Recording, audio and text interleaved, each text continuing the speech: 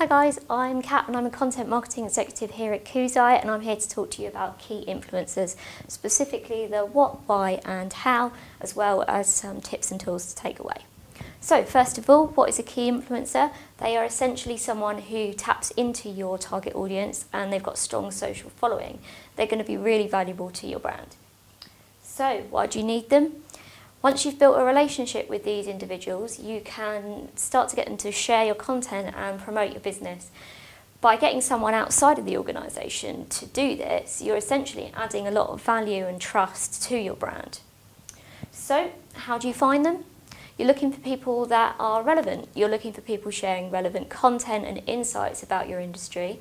You're also looking for that strong social following, but you're looking at where they're most active. That's how you're going to know how to approach them. So if they've got loads of Twitter followers and they're really engaged on Twitter but less so on Google+, then you want to be focusing in on Twitter, because if they're going to share your content, it's unlikely they're going to share it onto another channel.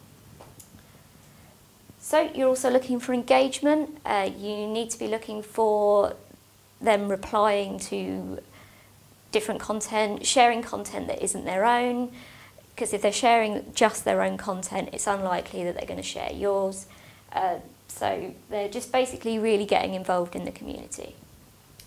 So a couple of tips. Building these relationships takes some time. You can't expect results on this overnight.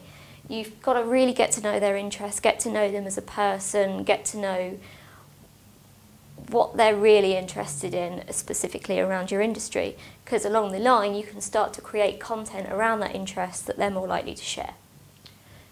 It's a two-way street. You can't expect someone to just share your content. Nothing in life is free. You've got to share some of their stuff too.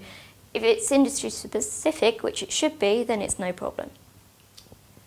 So a couple of tools that are particular favourites of mine. We'll start off with Followerwonk.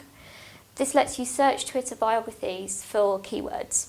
So you can type in an industry specific word and it will show you a list of people. It will have the ones with the highest social authority at the top. So these are the people with valuable followers, relevant followers. They're going to have a substantial amount of tweets, and basically, you want to be finding these people, but it's not enough to just have a look on there. You've got to do a bit more research. So once you've got the name, you've got their Twitter handle, you can go have a look on Twitter and find out what they're tweeting about and if it's really relevant to you.